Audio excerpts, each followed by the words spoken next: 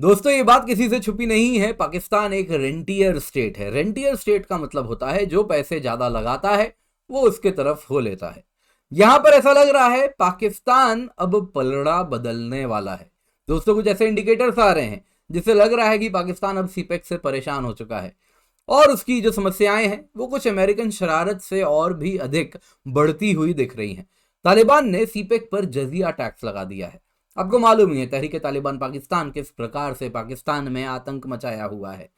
अब पाकिस्तान भले उसे आतंकवादी कहता हो, लेकिन आप तो जानते ही हैं पाकिस्तान में, पाकिस्तान की टर्मिनोलॉजी की अगर हम बात करें तो इस प्रकार से जो हथकंडों का इस्तेमाल करते हैं अगर वो भारत में करें तो उसे फ्रीडम फाइटर बुलाया जाता है। तो हम भी पाकिस्तान की ही टर्मिनोलॉजी यहां पर फॉलो करेंगे और इन फ्रीडम फाइटर्स की बात करते हैं। तो दोस्तों जो पाकिस्तान में टीटीपी के फ्रीडम फाइटर्स हैं उन्होंने साफ साफ कह दिया है कि अगर चाइना के प्रोजेक्ट्स जो सीपेक के अंतर्गत लगाए जा रहे हैं उसमें काम करने वाले चीनी वर्कर और साथ ही साथ वहां पे जो इंडस्ट्रीज लग रहे हैं उसमें जो रॉ मटेरियल आ रहा है उन सभी की सेफ्टी अगर आपको चाहिए तो 5% टैक्स देना पड़ेगा, क्योंकि यहां पर तालिबान की टूटी बोलती है। अब यहां पर दोस्तों ऐसा लग रहा है कि यूएस भी कुछ शरारत कर रहा है। यहां पर मैं कह रहा हूं ऐसा क्योंकि कुछ इंडिकेटर्स ऐसे आ रहे हैं, कुछ बड़ा हुआ है पाकिस्तान में और इससे भारत को भी आगाह होना चाहिए। यहां पर क्या है वो वुल्फोविट्ज डॉक्ट्रिन, उसकी बात करेंगे जिसके अंतर्गत ऐसा लग रहा है यूएस कुछ भारत के तरफ भी एक समय में बंदूक घुमाएगा और उसके लिए अभी से वो तैयारी कर रहा है जिसमें ग्वादर बहुत बड़ा रोल प्ले करने वाला है। दोस्तों इस डिटेल्ड एनालिसिस को आइए शुरू करते हैं और ये वीडियो आगे बढ़ाते हैं। तो दोस्तों आप देख सकते हैं यूके से लेके भारत तक हर जगह इस न्यूज के चर्चे आपको देखने मिल रहे हैं। तहरीक तालिबान पाकिस्तान ने कहा है कि भैया 5% टैक्स दो, है ना, इस्लामिक लॉ लगाना है तो जजिया टैक्स कहेंगे क्योंकि चीनी वर्कर तो बाहर ही हैं। तो पाकिस्तानी तालिबान ने कहा है बेल्ट एंड रोड इनिशिएटिव में काम करने वाले अथॉरिटीज को 5% जजिया टैक्स देना पड़ेगा अगर गवर्नमेंट चाहती है उनकी सलामती, जो वर्कर्स हैं, जो मटीरियल्स हैं जो सीपेक में इस्तेमाल किया जा रहा है, यदि आप उनकी सलामती चाहते हैं तो 5% टैक्स देना पड़ेगा। नहीं तो तालिबान फाइटर्स क्या करेंगे आप तो जानते ही हैं, है ना, वो अटैक करेंगे मिलिट्री पर्सनल को भी, मशीनरी को भी। दोस्तों यहाँ पर जो पाकिस्तान की दुखती नस है आपको मैं सबसे पहले उसके बारे में बताता हूँ।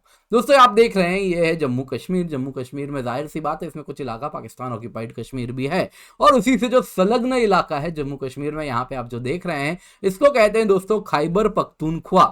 काफी बड़ा इमेज है, आई एम प्रीटी श्योर आप देख पा रहे होंगे ये सब। अब दोस्तों ये जो खैबर पख्तूनख्वा रीजन है यहाँ पे अगर आप देखें तो कुछ ये वाला इलाका हुआ, कुछ लंबाई में कुछ इस प्रकार से बॉर्डर से लगा हुआ है। यहाँ पे अगर आप देखें तो सीपेक का बड़ा मेजर रूट यहाँ पे आपको देखना मिलेगा। चाइना पाकिस्तान इकोनॉमिक कॉरिडोर आप देख सकते हैं पाकिस्तान चाइना के काशगर से शुरू होता है और वहां से ये ट्रांसपोर्टेशन इंफ्रास्ट्रक्चर बन रहा है जिसके अलोंग अलग अलग आप देखें तो फैक्ट्रीज, इंडस्ट्री, साथ साथ पावर प्लांट्स भी आ रहे हैं और ये अंत हो रहा है दोस्तों यहाँ पर ग्वादर में। ग्वादर में सबसे फाइनली एक मेजर पोर्ट बन रहा है जिसके बारे में आप सब जानते हैं। अब दोस्तों टीटीपी के मिलिटेंट्स जो कि तहरीक तालिबान पाकिस्तान है वो बहुत ज्यादा एक्टिव हैं इस खैबर पख्तूनख्वा वाले इलाके में, जिसमें आप देख सकते हैं सीपेक का एक बड़ा हिस्सा गुजर रहा है कुछ इस प्रकार से। अब दोस्तों ये जो बड़ा हिस्सा यहां से गुजर रहा है उसके आसपास टीटीपी ने साफ साफ कहा है कि भाई हमको टैक्स देना पड़ेगा, क्योंकि ये कोई नई बात नहीं है। अगर हम खैबर पख्तूनख्वा रीजन की बात करें तो यहाँ पे जो मिनिस्टर्स हैं, जो गवर्नमेंट ऑफिशियल्स हैं, जो गवर्नमेंट कॉन्ट्रैक्टर्स हैं, जो बिजनेसमैन हैं, वो सभी टीटीपी को टैक्स देते हैं। तो उन्होंने कहा जब ये इनकी खैर नहीं तो तुम कौन होते हो। तो कुछ ऐसा ही इन्होंने कहा है दोस्तों। तो आइए कहानी आगे बढ़ाते हैं और देखते हैं क्यों पाकिस्तान के लिए समस्याएं बढ़ती हुई दिख रही हैं। दोस्तों पाकिस्तान की अगर हम बात करें तो दो जगह पे समस्या फेस कर रहा है। एक तो अगर आप देखें तो इस इलाके में तहरीक तालिबान पाकिस्तान का कहर है कुछ नॉर्दर्न पार्ट में, और नीचे में बलूचिस्तान लिबरेशन फ्रंट आप कह सकते हैं, बीएलए। और उन्होंने जो वहां पे अगर आप देखें तो बीएलए फाइटर्स ने बहुत बड़ी समस्या वहां पे क्रिएट करके रखी है। तो दोस्तों 2021 की बात है, एक बस एक्सप्लोजन होता है इसी खैबर पख्तूनख्वा वाले इलाके में। इस बस की अगर हम बात करें तो इसमें चाइनीज वर्कर सवार थे। चाइनीज वर्कर्स 12 जाने जाती है, जिनमें 9 चाइनीज वर्कर्स जाते हैं। दोस्तों ये खैबर पख्तूनख्वा के दासू डैम के कंस्ट्रक्शन में काम कर रहे थे। इसी साल की बात है, 2021 की बात मैंने आपको बता दी। 2023 में अगस्त की अगर हम बात करें तो BLA फाइटर्स थे, उन्होंने चाइनीज वर्कर्स को कैरी करता हुआ एक कॉन्वॉय था, क्योंकि अब तो प्रोटेक्शन बढ़ा दी गई थी उनकी, तो कॉन्वॉय पे अटैक करते हैं। ये काम करने वाले थे ग्वादर पोर्ट प्रोजेक्ट में।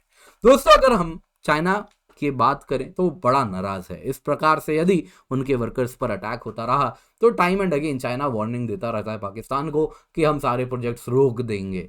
अब दोस्तों यहाँ पे चाइनीज वर्कर्स जो पाकिस्तान में काम करते हैं वो दोस्तों राजाओं वाली जीवन जीते हैं। आप देख सकते हैं चाइनीज वर्कर्स आए दिन पुलिस वालों की भी पिटाई कर देते हैं पाकिस्तान में। अब दोस्तों यहाँ पे वैसे तो ये चाइना की अगर हम बात करें तो सीपेक के अंतर्गत बहुत ज़्यादा रेजिस्टेंस भी पाकिस्तान से आ रहा है, लोगों के द्वारा आ रहा है। कारण क्या है कि पाकिस्तान वहाँ पे जो मशीनरी आ रही है वो मेड इन चाइना आ रही है, चाइना से इंपोर्ट करवाई जा रही है। साथ साथ अगर आप देखें जो रॉ मटेरियल आ रहा है सीमेंट से लेके एक एक चीज़ें, वो पाकिस्तान की फैक्ट्रीज नहीं बना रही, वो चाइना भेज रहा है अपनी फैक्ट्री से।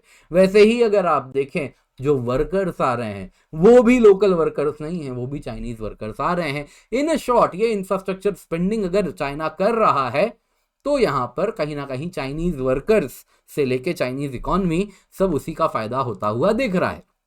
इसके बाद भी अगर आप देखें तो पाकिस्तान में एक अलग ही खुशी का माहौल है। आपको याद होगा 2015 से 18 में किस प्रकार से आए दिन चाइनीज वर्कर्स आ रहे थे, है ना, और किस प्रकार से खुशियां मनाई जा रही थी। दोस्तों यहाँ पे चाइनीज वर्कर्स जब आए थे तो उनके लिए चीनी अखबार पाकिस्तान में स्टार्ट हो गया था, है ना, मदर चाइना वाली एक फीलिंग आने लगी थी, इस प्रकार के इमेजेस आने लगे थे कि मदर चाइना हमें अपने बाहों में ले ली है, अब हम सुरक्षित हैं, है ना। वैसे तो ये सब काफिर हैं, आपको मालूम ही है वहां पे किस प्रकार से पाकिस्तान की अगर हम बात करें तो कितनी ज्यादा वहां पे कट्टरता देखने मिलती है। धार्मिक कट्टरता कितनी अधिक है, रादर धार्मिक कहना गलत होगा, मजहबी कट्टरता कितनी अधिक है आप सभी जानते हैं। अब दोस्तों ये सो कॉल्ड काफिर वर्कर्स जब आते हैं, अगर बाहर से कहीं से आते तो आपको मालूम है पाकिस्तान में क्या होता, लेकिन जब चीनी काफिर वर्कर्स आए थे तो उनके लिए तो पलके बिछाई गई थी। यहां तक कि यहाँ पे देखिए डॉन का, अगर ये अल जजीरा का न्यूज है, वैसे आपको दिखा रहा हूं यहाँ पे, कुछ इस प्रकार से चाइनीज ग्रोसरी स्टोर्स पाकिस्तान में खुल गए थे। ये ग्रोसरी स्टोर्स थे, रोजमर्रा का चीनी मसाला चाहिए वो भी मिलता था। यहां तक कि जो चीनी सो कॉल्ड काफिर वर्कर्स हैं ये रिलिश करते हैं पोर्क को। पोर्क यानी आप तो जानते ही पिग से बना हुआ है। अब पिग तो इस्लाम में क्या है, हराम है, और वो हराम प्रोडक्ट और कोई खाए तो आपको तो मालूम ही है पाकिस्तान में क्या ब्लास्फेमी लॉज होते हैं, किस प्रकार से मार दिया जाएगा। आपको मालूम है दोस्तों पाकिस्तान में time and again blasphemy laws को इन्वोक करके किस प्रकार से मासूम जाने ली गई हैं, फिर वो हिंदू लड़कियां हो या क्रिश्चियन बच्चे हों, उनको तक नहीं बख्शा गया है। अब दोस्तों यहाँ पे पाकिस्तान में, आप यहाँ पे ये आर्टिकल है इसका नीचे पढ़िए क्या लिखा है। चाइनीज ग्रोसरी स्टोर्स पाकिस्तान में खुल गए हैं, वो पोर्क प्रोडक्ट्स भी मंगवा रहे हैं, कोई दिक्कत नहीं हो रही उनको पोर्क मंगवाने में, और चीनी वर्कर्स आ रहे हैं पोर्क खरीद रहे हैं। जाहिर सी बात है मालिक को चाहिए पोर्क, हम खिलाएगी, कुछ वही वाली फीलिंग है, क्योंकि चीनी मालिक बन गए थे इनके। अब दोस्तों मालिक नाराज हैं, सीपेक ड्रीम भी पाकिस्तान के लिए मानो जैसे खत्म होता हुआ लग रहा है। जो लोन्स थे अंडर सीपेक दोस्तों इकोनॉमिकली अनवायबल थे, वो इतना बड़ा लोन है कि उसका इंटरेस्ट चुकाना पाकिस्तान के बस की बात नहीं है। पाकिस्तान को कहा गया था उस वक्त भी इस प्रकार से, अगर आप लोन लोगे तो चाइना के डेट ट्रैप में आप फंसने वाले हैं, और कुछ वहीं जाके वो फंसा है। उसको इकोनॉमिक एक्सपर्ट्स ने कहा था चाइनीज इन्वेस्टर्स 2014 से 19 तो पैसे लगाएंगे पाकिस्तान में, अच्छा खासा 4.5-5% का जीडीपी ग्रोथ रेट भी देखने मिला था, लेकिन कहा था 2021 के बाद वो पैसे वापस समेटना शुरू करेंगे, उनको प्रॉफिट चाहिए। और आपने चीनी मालिकों को प्रॉफिट प्रॉमिस किया था, इसी शर्त पे वो सीपेक में प्रोजेक्ट लगा रहे थे कि मिनिमल इतना रिटर्न्स आपको हर प्रोजेक्ट में मिलेगा। जाहिर सी बात है अब क्या हुआ है, अब जब समय बीत गया 2021 आ गया, उनको प्रॉफिट तो देना पड़ेगा, लेकिन ये प्रोजेक्ट इकोनॉमिकली वायबल नहीं है, पैसा नहीं बना रहा, लेकिन पाकिस्तान को पैसे देने पड़ रहे हैं। नतीजन ये हुआ है दोस्तों, सीपेक अगर आप देखें तो पाकिस्तान के लिए ये जो बताया जा रहा था कि ये उनको बचाएगा, उनको यूएई सऊदी जैसा बना देगा, अमीर हो जाएगी पाकिस्तान। पाकिस्तान अमीर नहीं हुई, पाकिस्तान क्या हुआ, उसके लिए सीपेक एक बर्डन बन गया। दोस्तों यहां पे आप देखिए किस प्रकार से प्रोपेगेंडा चलाया जा रहा था 2022 तक की, आपको मालूम है अपडेट किया गया था 2022 में इस न्यूज को, चाइना डेली में आया है। सीपेक एनर्जी प्रोजेक्ट से लो कॉस्ट इलेक्ट्रिसिटी पाकिस्तान को देंगे, पाकिस्तान के लिए दिस विल बी अ बून। फिर क्या होता है, पीओके में लोगों ने पावर, इतनी ज्यादा बिजली की जो बिल आ रही है, हाई पावर टैरिफ देखने मिल रहा है, उसके खिलाफ पीओके से प्रोटेस्ट स्टार्ट होता है। और धीरे धीरे पूरे पाकिस्तान में, ये दोस्तों यूके के गार्डियन अखबार का न्यूज है, पूरे पाकिस्तान में आप अगर देखें तो प्रोटेस्ट फैलने लग जाता है कि बिजली की बिल इतनी ज्यादा आ रही है, नहीं पे कर पा रहे। जानते हैं कारण क्या है, बिजली की बिल इतनी ज्यादा क्यों हो गई है? कारण है दोस्तों इन सीपेक प्रोजेक्ट्स में जो कोयला आ रहा है वो इंडोनेशिया ऑस्ट्रेलिया से आता है, जहां पे इंडोनेशिया ऑस्ट्रेलिया में भी चाइनीज माइनर उस कोल को माइन करते हैं, वही एक्सपोर्ट करते हैं, पाकिस्तान आता है। कह रहे हैं आप सस्ते में कोल लाइए ना, पास में सस्ते से कोल आ रहा है, लेकिन वो यूज नहीं कर रहे, वो दूर वाला कोल यूज कर रहे हैं जो कि महंगा पड़ता है, वो महंगा कोल आता है। और साथ ही साथ दोस्तों यहां पे आपको बताना चाहूंगा, एश्योर्ड रिटर्न प्रॉमिस किया है पाकिस्तान ने, किसको? सीपेक इंफ्रास्ट्रक्चर प्रोजेक्ट वाले चाइनीज इंडस्ट्रीज को। नतीजा ये हुआ है दोस्तों कि जो चीनी पावर प्लांट, बहुत फेमस पावर प्लांट है, यहाँ पे आपको बताता हूं दोस्तों, ये जो Sahiwal coal fired power plant है जो सीपेक के अंतर्गत बनाया गया था, उसको नेप्रा, जो कि पाकिस्तान का अगर आप देखें तो रेगुलेटर है बिजली का, उसने कहा था कि आप 16 रुपए प्रति यूनिट से महंगा बिजली नहीं बेचेंगे। दोस्तों ये बढ़ के 27 रुपए पर यूनिट था इस साल के मध्य में, और इस वक्त तक आते आते ये और ज्यादा बढ़ चुका होगा, आई एम प्रिटी श्योर। नतीजन ये हुआ है दोस्तों, आप देखें तो 30-35 रुपए प्रति यूनिट पाकिस्तान में बिजली का बिल अगर आप देखें तो ये रेट चल रहा है। न्यूज में अगर हम आज तक की बात करें तो 52 रुपए पर यूनिट तक के न्यूज हमें देखने मिल रहे हैं।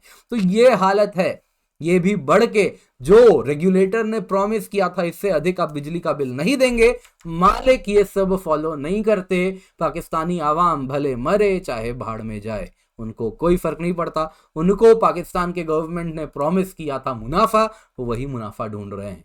और इन सब के बाद दोस्तों हुआ यूं है कि पाकिस्तान की इकोनॉमी केवल और केवल गर्त में गई है, ना वहां पे जॉब क्रिएशन हो पाया है। और जो लोकल इंडस्ट्रीज थी जो कि उम्मीद बांधे बैठी थी कि पाकिस्तान में इस प्रकार से चीनी इंफ्रास्ट्रक्चर प्रोजेक्ट्स आएगा तो उनके मटेरियल का डिमांड होगा, वहां के जो सीमेंट इंडस्ट्रीज थे वो उम्मीद बांधे थे कि इनको सीमेंट चाहिए हमसे लेंगे। वहां के जो वैसे ही अगर आप देखें स्टील मिल्स थे, उनको उम्मीद थी कि हमसे ये स्टील लेंगे। चाइना वो सब नहीं करता, चाइना अपना स्टील अपना सीमेंट सब खुद मंगवाता है। और नतीजन ये हुआ है कि ये सब के सब वहां की जो इंडस्ट्री थी पाकिस्तान की वो ठप हो चुकी है। क्या चाइना ने ये सब मुफ्त में दिया है पाकिस्तान को? सवाल ये है, बिल्कुल भी नहीं। वहां के लोगों ने सोवरेन प्रॉमिस किया है चाइना को, मिनिमल इतना रिटर्न हम देंगे तुम्हारे हर इन्वेस्टमेंट पर, कुछ वैसे ही जैसे ईस्ट इंडिया कंपनी को अंग्रेजी हुकूमत ने दिया था। तो ये नई ईस्ट इंडिया कंपनी इसीलिए कही जाती है। अब यहां पर सवाल उठता है अमेरिकन एंगल क्या हो रहा है। दोस्तों यहां पे आपको बताना चाहूंगा, वैसे तो आपको मालूम है पिछले कुछ सालों में पाकिस्तान पूर्ण रूप से चाइना के पाले में जा चुका था, लेकिन कुछ विंड्स ऑफ चेंज हमको देखने मिलते हैं। 2021 की बात होती है, एंजेला एगलर, ये दोस्तों यूएस एनवॉय जो पाकिस्तान में उस वक्त थी, वो ग्वादर जाती हैं। ग्वादर जो प्रोविंस है, 15 साल में पहली बार कोई अमेरिकन एनवॉय ग्वादर विजिट करता है। और इस साल आते आते 12 सितंबर डोनाल्ड ब्लूम, जो आप यहां पे तस्वीर में देख रहे हैं, बैकग्राउंड में आप ग्वादर पोर्ट देख रहे हैं, ये पोर्ट विजिट करके आते हैं। पैरेलली सीपेक प्रोजेक्ट से चाइना का जो पाकिस्तान का जो मोह है वो भंग होता हुआ दिख रहा है, उसमें स्लो डाउन आ चुका है। पाकिस्तान अपने टाइज को रिकैलिब्रेट कर रहा है। अमेरिका कह रहा है तुम्हारे इस जरूरत के घड़ी में आईएमएफ से बेल आउट चाहिए था, हमने तुमको मदद किया है। कुछ गिव एंड टेक हुआ है जो हमको ऐसा लग रहा है। पैरेलली यहां पे टीटीपी जो कि सीपेक को धमकी दे रहा है, वो अमेरिकन वेपन्स यूज कर रहा है। जी हाँ दोस्तों, यूएस पे ऑलरेडी इस प्रकार के इल्जाम भी लगे हैं कि उसने सीपेक को सैबोटाज करने का प्रयास किया है। तो क्या सीपेक को उसने सच में सैबोटाज कर दिया है, या फिर सीपेक अपनी मौत खुद मरता हुआ दिख रहा है? क्योंकि पाकिस्तान अब इससे कहीं ना कहीं जो फंसता हुआ वो लग रहा है, अब पाकिस्तान उससे निकलना चाह रहा है। जो भी है दोस्तों, भारत के लिए यहां पर काफी ज्यादा चिंता की बात है। कारण क्या है दोस्तों, अगर अमेरिका भी पाकिस्तान में इस प्रकार से कहीं ना कहीं ग्वादर में इतना ज्यादा इंटरेस्ट लेगा तो ये लॉन्ग रन में कुछ इंडिया के तरफ इशारा भी हो सकता है। दोस्तों आपको मालूम है अंकल सैम, उसका हमेशा से एक प्लान बी रहता है। क्या है ये प्लान बी का काम करने वाला है। अगर ये ग्वादर में इन्वेस्ट कर रहा है तो वो प्लान बी है। आप जानते हैं दोस्तों इस वक्त इंडिया की अगर हम बात करें तो वो यूएस के लिए चाइना के खिलाफ एक बेट का काम कर रहा है। आप जानते हैं वो कहीं से भी नहीं चाहता कि चाइना को वो सिंगल अकेले टेक ऑन ले उससे डायरेक्टली भिड़े, और इसलिए वो लाइक माइंडेड कंट्रीज का अलायंस बनाना चाह रहा है जिसमें इंडिया का बहुत इंपॉर्टेंट और बड़ा रोल होने वाला है। और इसी में अगर आप देखें तो वो एक बात समझ रहा है कि चाइना को यदि कर्टेल करना है तो इंडिया का साथ चाहिए, लेकिन Chinese economy slow down experience कर रही है एक टाइम के बाद। वहीं पैरेलली इंडियन इकोनॉमी तेजी से ग्रो कर रही है।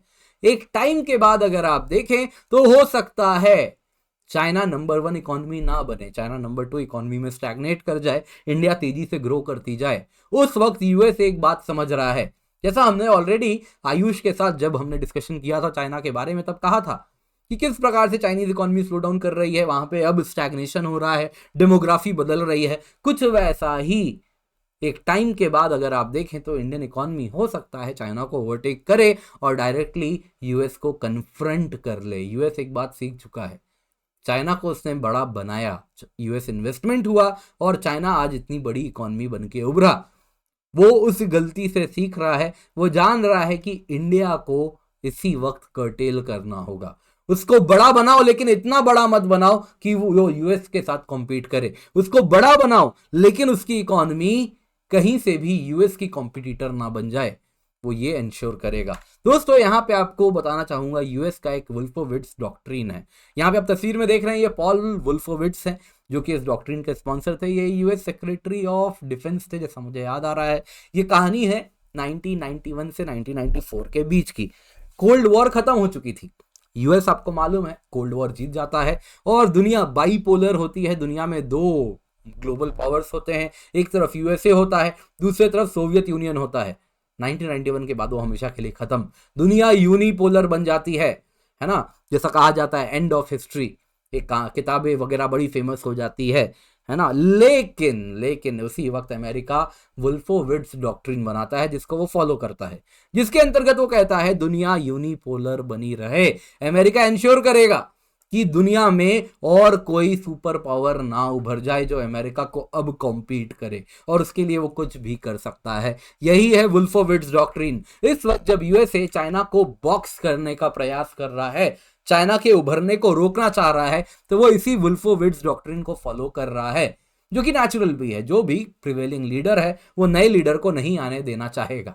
दुनिया में हमेशा चाहेगा एक ही लीडर और वही वो लीडर हो। ये वुल्फोविट्स डॉक्ट्रिन को फॉलो करने में इस वक्त भले यूएस आज इंडिया का साथ दे रहा है, लेकिन कल को जब चाइना पिक्चर में नहीं होगा, जब इंडिया वर्सेस यूएस होगा, तब उसी वुल्फोविट्स डॉक्ट्रिन को इन्वोक करने के लिए वो इंडिया के खिलाफ एक्शन लेगा, जिसमें आप ऑलरेडी देख रहे हैं किस प्रकार से पन्नू को वो प्रोटेक्ट कर रहा है। पन्नू जो कि खालिस्तान के आग को जला के रख रहा है यूएस में, और कुछ नहीं है, वो यही एक तरीका है इंडिया को कैसे भी करके बांध के रखें। वैसे ही ग्वादर पोर्ट इंडिया के बगल में, अगर चाइना बॉक्स नहीं करेगा तो यूएस यहां पे अपना इंटरेस्ट अगर बढ़ा दिया जिस प्रकार से लग रहा है, तो कहीं ना कहीं आप देख सकते हैं यूएस भी इंडिया को बॉक्स करने का पूरा प्रयास करेगा। फिर वो कुवैत हो, बहरीन हो, कतर हो, ग्वादर हो, डिगो गार्सिया हो, सिंगापुर हो, वो बात अलग है। यदि इस बीच में डॉलर कोलैप्स हो जाए और यूएस इकोनॉमिक हेजेमनी खत्म हो जाए तो ये पिक्चर पूर्ण रूप से बदल जाएगी और कहीं ना कहीं हो सकता है यूएस एक जेंटल रिट्रीट करेगा और इन सारे पोर्ट्स में, इन सारे इलाकों में इंडिया के साथ वो कोऑर्डिनेशन कोलैबोरेशन बढ़ाएगा। पर अगर वो नहीं हुआ तो ये ग्वादर हो सकता है, अगर चाइना के कंट्रोल से जाता है तो आज से 40 साल बाद यूएस इसी को इंडिया के खिलाफ इस्तेमाल करे।